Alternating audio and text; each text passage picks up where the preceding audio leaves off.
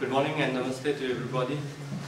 I'd like to first thanks to the organizer, especially Rakesh Sinha and Leon, for the opportunity to present my thoughts on the challenges and opportunity of a small wind energy development in Nepal. And I represent Center for Energy, where I look after the wind energy program.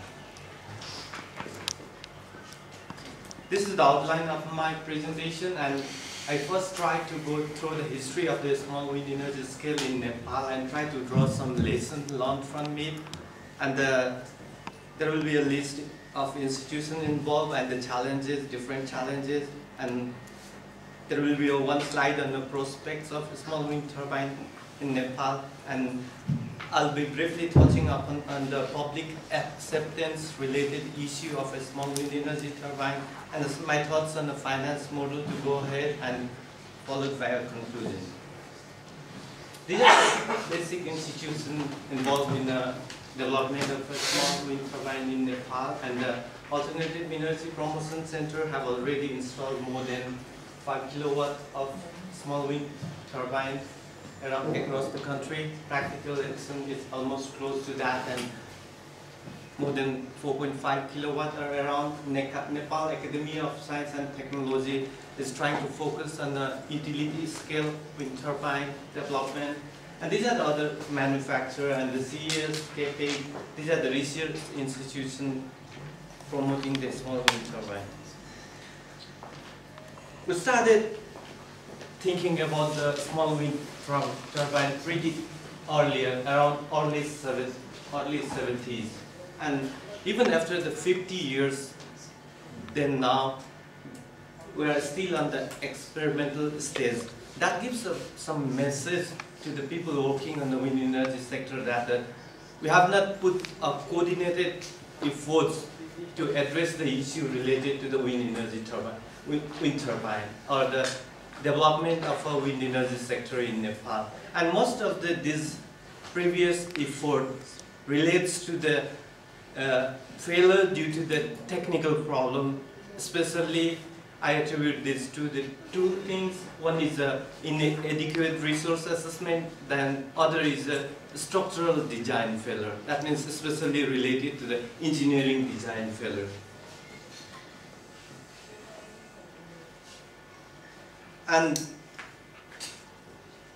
the most,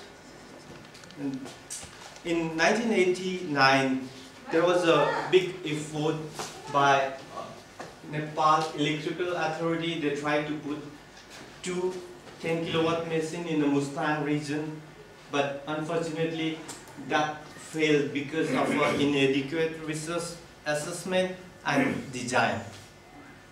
And that pushed us back more than 2 decades. And still our utility company, the sole utility company of Nepal, is reluctant about to revisit wind energy program. And that is what's stopping us to go ahead.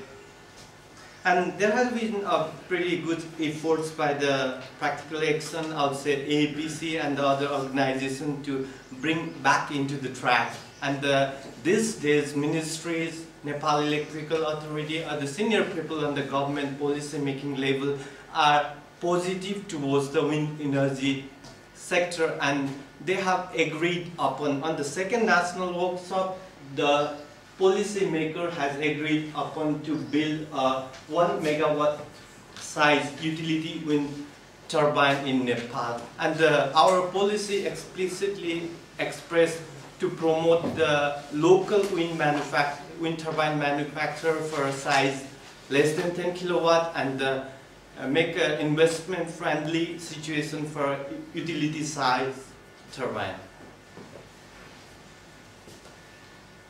This is the general challenges of a small wind energy sector, mostly relates to the most of the country, but in our case, the turbine selection and the structural design problem has been the primary challenges based upon the history. And the other one is the upfront cost. The challenge is also on the management of the variable electricity And the post-installation management, like operation and maintenance, has been the greatest challenge for our country. Most of the small wind energy program has been installed from budget from a government or budget from a development organization, INGO, and other sectors. And they are pretty much involved on the installing those turbines, but they do not care much about the post, like they do not have a budget for operation and maintenance. The things that the community should take up, but their implementation model has not been able to educate or make the community and pick up the operation and maintenance service. That has been the major issue, and around 80% of the small wind turbine, those installed either by the practical action or the alternative energy promotion center, has not been in operation now. And the other thing is that there is some cost involved on the small wind installation, and unless we can relate that cost to some extra income generation to pay it back, those programs can be a sustainable program. And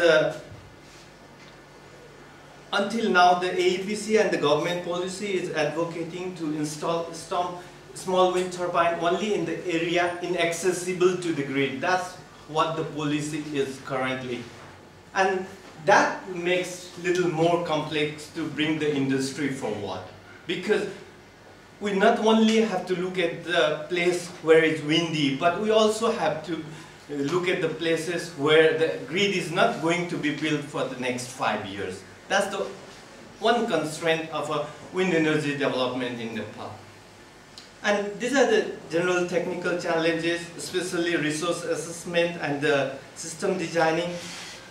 And this is the one typical photograph for installation of a 20-meter mast tower. There are pretty advanced technology developed to install this kind of small tower, but we are still practicing the traditional methods. That means our engineering theoretically evolved much far, but we have not using that engineering skill to solve our real-life problems.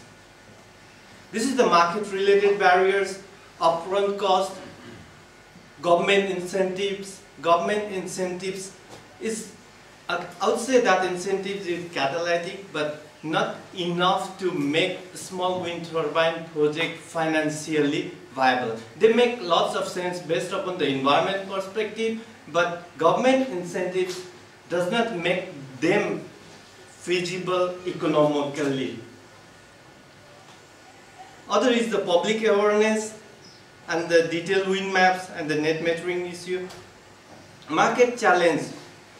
I heard lots of people talking about the low demand of small wind turbine in Nepal, but I would rather want to see that point on another perspective. The local manufacturer or the small wind turbine manufacturer should look themselves.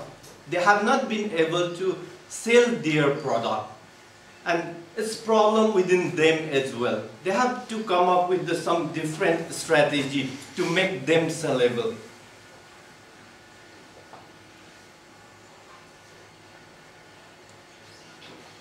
Cost driver is mainly the upfront cost related to the resource assessment and cost related to the wind turbine system itself and related to the tower.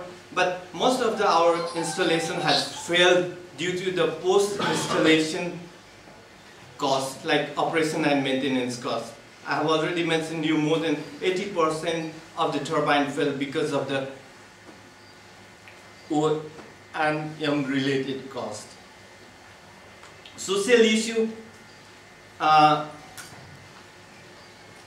The social issue, mainly the buyers, the potential buyers are concerned about the reliability of a product. That means, is the manufacturer claim they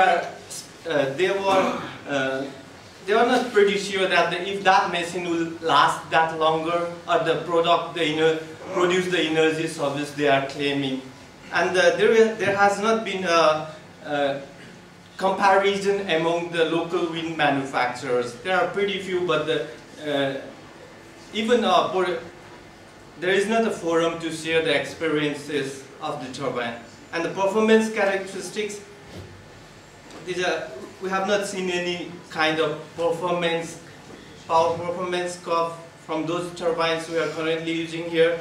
Operation maintenance cost, this is pretty huge, and no one have guaranteed.